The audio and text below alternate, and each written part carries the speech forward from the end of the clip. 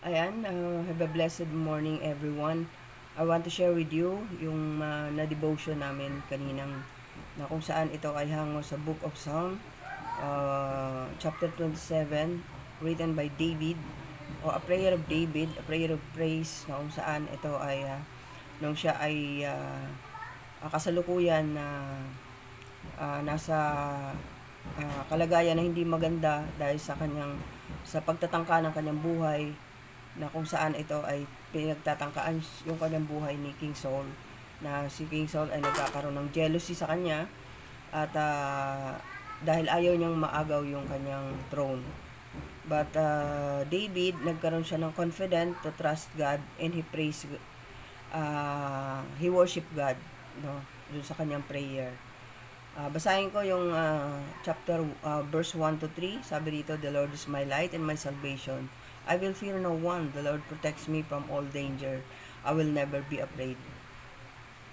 When people attack me and try to kill me, they stumble and fall. Even a whole army surrounds me. I will not be afraid. Even if enemies attack me, I will still trust God." Good News version po ito. So, purihin ang Panginoon, no, sa buhay ni David, na confident siya. Sa atin po, lalo na po sa panahon natin ngayon, sa mutsari na po yung nangyayari sa ating bansa ngayon. Pero kanino ba tayo tatakbo? Kanino ba tayo may kasiguraduhan? Sa presidente ba? Sa mga mamamayan ba? Sa mga taong maimpluwensya ba? Sa gobyerno ba? Kanino ba tayo tatakbo? Yun ang tanong eh. Yun ang malaking tanong sa atin. But even in the worst time of our life, meron po tayong tatakbuhan. Yun po ang maganda ron. And dapat kilala natin yung Diyos natin. Na itong Diyos natin ay ang magbibigay sa atin ng proteksyon, ang magbibigay sa atin ng guidance kung paano tayo makapamuhay dito sa mundong ito. This world is full of evil, full of sufferings, trials, pain, temptation. But how come? How we overcome, no? Doon sa mga obstacles and dangers, no? Kung if we do not know our God, if we did not know kung saan tayo tatakbo, 'di ba? Sa atin po bilang isang mananampalataya, sa atin po bilang isang lingkod ng Panginoon, napakahalaga po na kilala natin ang Panginoon. Kasi po, yun ay hindi natin yun katatakutan. Wala tayong katatakutan. Kaya nga sabi dito, "I will fear no one. The Lord is my light and my salvation." Bakit po? Kasi yung mga salita po ng Panginoon, ito pong Bible na to, ito po yung nagsisilbi sa atin na liwanag sa ating buhay ngayon. Kapag ka po tayo ay medyo naguguluhan na medyo grabe na yung nangyayari sa paligid natin, takbo po tayo sa Panginoon. Basahin po natin ang banal na aklat, at yun po ang magbibigay sa atin ng kaliwanagan, pangunawa, upang makapamuhay tayo ng mapayapa. Kasi po, bakit po? Sa dami po ng mga nangyayari po sa ating paligid ngayon, lalo na po sa mga panahong ito, hindi mo na alam kung paano galaw ang gagawin mo. Nakita naman po natin, di ba? Hindi po naman lingid sa inyo that even Christians they persecuted a lot of Christian, 'di ba? And kahit sa ang bansa, 'di ba, merong ganon. And ito yan lang, yung current lang na nangyari is doon kay Charlie, no? Pero ano nga ba to? Ano ba tong, paano na nga ba to? Magpapatuloy pa ba tayo? Pero sabi dito, "The Lord protects me from all danger. I will never be afraid." Bakit po? Bakit po bakit po hindi tayo dapat matakot? Kasi po ang Diyos natin, mawala man tayo sa daigdig na ito, alam natin kung saan tayo pupunta. Ikaw, kapatid, alam mo ba kung saan ka pupunta kapag nawala ka? Ang tao, ang number one na kinakatakutan niyan ay ang kamatayan. Pero kung alam mo na kung saan ka pupunta at nasa piling ka ng Panginoong Jesus, hindi ka matatakot mawala dito sa daigdig na ito. Bakit po? Ang daigdig na ito, hindi po ito ang tunay na tahanan natin. Tandaan po ninyo. Ito ay pansamantala lang. At paano ba natin mamahalin ang mundong ito na napakagulo, may kabulukan, may mga peste, may mga kasakitan, may paghihirap, ang daming problema. Paano natin mamahalin ang mundong ito?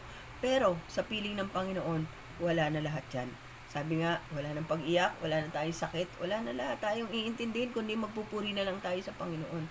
Pero dito nga, habang naririto tayo sa mundong ito, ay kailangan nating magpakatatag at kailangan nating ibigay sa Panginoon kung ano man ang lahat ng ating lakaran dito, kung ano man yung ating kinatatakutan, kung ano man yung ating kahinaan, kung ano man yung ating nararanasan, bigay natin to sa Panginoon, diba? I will not be afraid even if enemies attack me, I will still trust God. Ito yung maganda kay David, no? Na kahit na nga samot-sari nangyayari sa kanya, mahirap sa punto na dumating sa buhay mo na pagtangkaan ng buhay mo. At lalo na't nalalaman mo ito, wala ka ng katahimikan, iisipin mo na lang, paglalabas ka, baka meron sniper dyan, baka meron riding in tandem, baka bigla na lang ako saksakin, bigla. Pero hindi no? We will not be afraid if enemies attack me, I will trust God. So trust in God na kung saan ay kahit na sabihin na nating mawala tayo sa daigdig na ito, nandun tayo sa pagpapatuloy sa gawain ng Panginoon. Yun lang po yun. Kung yun na po tayo, ay wala na po tayo, hanggang doon na lang po tayo. Pero one thing na siguraduhin natin, na nagawa natin yung pinagagawa sa atin ng Panginoon. Like Paul, diba? Na kung saan he finished the race. Diba? Sabi dito sa 4, one thing, I have asked the Lord for one thing only do I want, to live in the Lord's house all my life, to marvel there at His goodness, and to ask for His guidance. Alam niyo po ba na ako man, ito yung dalangin ko sa Panginoon, Lord, one thing I ask to you, I want to live in your house. Diba? Yun ang pinakamasarap. Yung sa piling tayo ng Panginoon. Heaven and hell are real. Saan ka? There are two choices lang po. Ngayon, saan ka ba? Dito ka ba sa walang hanggang kaparusahan? Kung naghihirap ka dito sa babo ng mundo, kapatid, maka 10 beses o higit pa 1,000 beses ang mararanasan mo paghihirap sa impyerno. Heaven and hell are real. There are two choices. What is your choice? Sabi niya dito sa 5, in times of trouble, He will shelter me. He will keep me safe in His temple and make me secure on a high rock. I will triumph over my enemies around me. With shouts of joy, I will offer sacrifices in His temple. I will sing. Praise the Lord. Aba? In times of troubles and suffering, kailangan na po nating magpuri. Nandun pa rin yung pagpupuri natin sa Panginoon. Sabi nga ni Job, pupurihin mo lang ba ang Panginoon doon sa mga mabubuting bagay na ibinigay niya sa atin? Diba? So, kailangan, in times of distress and suffering, we praise God. Kasi bakit? Nagkatagumpayan po tayo. Ang Panginoon po ang kumikilos sa buhay natin. Tingnan po natin kung paano pinagtagumpay ng Panginoon ang kanyang mga lingkod noong unang panahon pa man, ganun din po sa atin ngayon. Bakit po? Kasi ang Diyos na kumikilos noon sa buhay nila, yung pa rin ang Diyos na kumikilos sa buhay natin at ang Diyos magpakailanman. Tandaan po natin yan, mga kapatid. Hear me, Lord, when I call you. When I call to you, be merciful and answer me. When you said, come, worship me, I answer, I will come, Lord, don't hide yourself from me. Na, ito yung, grabe yung petition ni David, na kahit alam na natin na ang Panginoon naman, sabi niya, hindi pa natin sinasabi, ay alam na ng Panginoon kung ano yung ano natin, dalangin natin sa Kanya, kung ano yung kailangan natin. But still, David acknowledged God kung ano yung ginagawa sa buhay niya, and hindi naman ibig sabihin na hindi naririnig ng Panginoon yung kanyang panalangin, but still, ang gusto ng Panginoon ay palagi tayong mananalangin sa Kanya. Tingnan po natin dito sa 1. Balik po tayo sa 1. The Lord is my light, my salvation. So, personally, meron siyang attachment sa Lord. My light and my salvation. Yung personal na relationship niya with God, nandoon. So, kailangan po natin na tayo din po, meron tayong personal relationship to Him.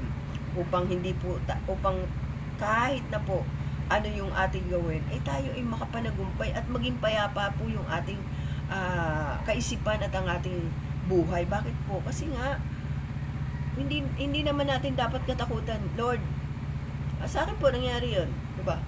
Na kung saan ay dumating sa punto na nagkaroon din po ako ng takot. Pero sabi ko, Lord, wag mo akong hayaan na manatili sa ganito.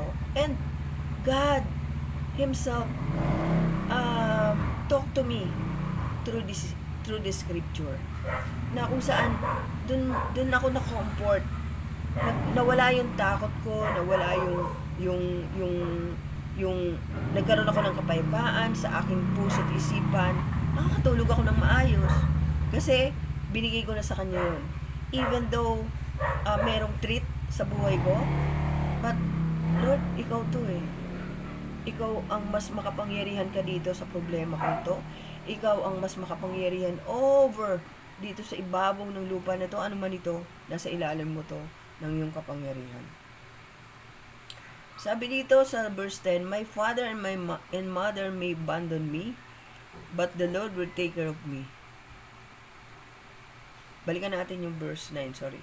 I answered, I will come, Lord. Don't hide yourself from me. Don't be angry with me. Don't turn your servant away. You have been my help. Don't leave me. Don't abandon me, O God, my Savior. Ibig bang sabihin nito ay tayo ay iniiwan ba tayo ng Panginoon? No. Di po tayo iniiwan ng Panginoon. At ito lang po ay gustong maging humble po tayo na humarap sa Panginoon. Ang mga bagay na nangyayari sa atin po ay hindi natin to kaya nang wala siya. So, be humble to God and na kung saan ang mga, hindi natin kaya ang lahat ng nangyayari nito, but instead God will help me. And sabi nga niya, my father and my mother may abandon me, but the Lord will take care of me. Totoo po yan. Na kung saan dapat alam natin, di ba, nangako ang Panginoon, He will never leave us. He will be with us wherever we go. He will be with us until the very end of this age. So why we fear? Di po ba? Sabi niya dito sa 11, Teach me, Lord, for what you want me to do and lead me along a safe path because I have many enemies. Alam niyo po ba na tayo po, minsan hindi na natin alam kung tayo ay minsan hindi na po natin alam na tayo ay merong, dun sa nilalakaran natin, meron tayong mga pagkakataon na dapat may kapahamakan dun eh.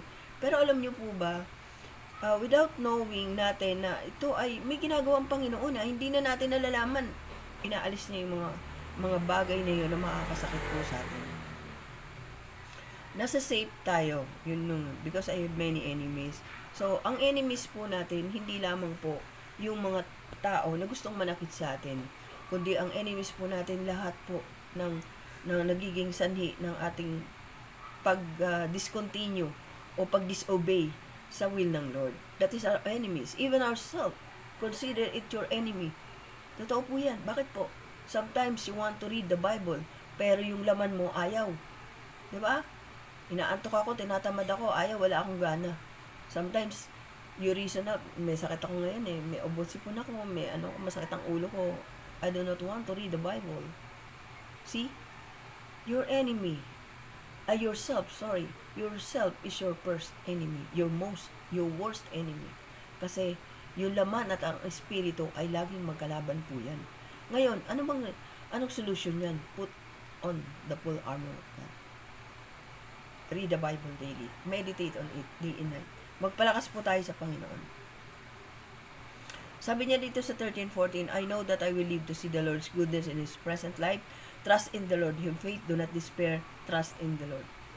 Ito yung pinakamaganda. Na alam po natin na meron tayong hinihintay na isang ganap na buhay. Isang buhay na mapayapa. Isang buhay na wala na tayong iintindihin pa. Dapat alam po natin yung ating future life doon sa presensya ng Panginoon. Pero, kailangan po sumunod tayo sa Panginoon. Kailangan po nating sundin at magtiwala tayo sa Panginoon. Now, someone asked me, bakit may mga nangyayaring mga bagay nito even though nagpipray ako even though merong mga ganito akong ginagawa, and sometimes, di ba, nangyayari pa nga yung pagpatay. Bakit may mga ganyan? Isa lang po ang gusto ng Panginoon sa atin, that we have to trust in Him fully and truly. Bakit po? Even though may mga pangyayari na talagang mangyayari po ito, hindi na po natin kailangan pang tanungin yan sa ating sarili. Malinaw na malinaw yan. At pinauna na po sa atin ng Bible na meron po tayo talagang kapigatian na pagdadaanan dito sa mundong ito. Sabi nga dun sa Peter, no, sa sulat ni Peter, na ang ginto, so inaano yan, kailangan pong idaan sa apo yan. Hindi lamang po yan isang beses, maraming beses para ma-purify itong ginto na to. Ganon din po sa ating pananampalataya, mga kapatid. Hanggat hindi po na-purify ang ating faith, dadaan po talaga tayo at dadaan doon sa ating pag-aano natin upang maging solido tayo. So, nandun po tayo sa trials natin, sa test natin. Etong mundong ito, this is our training ground. This is our training ground. And always meron tayong test. Meron tayo pong test. At yun po lagi ang ilagay natin sa ating isipan, na tayo magtiwala sa Panginoon, always pray to God, humble yourself to God, aminin natin wala tayong kakayanan, at i-acknowledge natin ang Panginoon sa lahat ng oras ng ating buhay, whatever circumstances we had, lalo na po sa sa panahong ito, mga kapatid, maging light natin ang Panginoon, maging siya ang ating salvation, and no fear. Wala po tayong dapat katakutan. Diba? Wala po. Kasi ang Diyos natin ay mas makapangyarihan sa lahat ng bagay dito at mga pangyayari sa mundong ito, sapagkat siya ang may likha nito. Kaya wala na pong hihigit pa sa ating Panginoon. Dapat kilala mo ang Panginoon mo. Kung kilala mo ang Panginoon mo, pagtiwalaan mo ito. Katulad din ito, kapag ikaw ay pumunta ng doktor at merong gagawin sa iyo, operan ka, binibigay mo na yung sarili mo sa Kanya. Kasi nagtitiwala ka na magiging maayos yung kalagayan mo. Tama po? Ganun din po tayo sa Panginoon natin. Kung ano man po yung ating, masigit pa nga dapat, di ba? Kung ano man po yung ating kalalagayan, itiwala po natin yan sa Panginoon. Kasi siya po ang gagawa nito. Siya po ang kikilos sa buhay natin. And pray for our country, pray for everyone, and pray for ourselves also. Pray to God dun sa atin. Ilayo tayo sa mga temptation. Especially nowadays. Satan is working now very hard nowadays. At ikaw, kapatid, nasan ka ngayon? Kumilos na po tayo. The enemy is like a lion, a prowling lion, na talagang ready na manalanta sa atin. God bless everyone, at Lord, magpatuloy po tayo. Abangan nyo po yung aking susunod na, yung mga, may ginagawa po ako ngayon na video about a 100% cure. May anxiety ka ba? May depression ka ba? Fear? Yun po yung It's my personal testimony po. God bless you.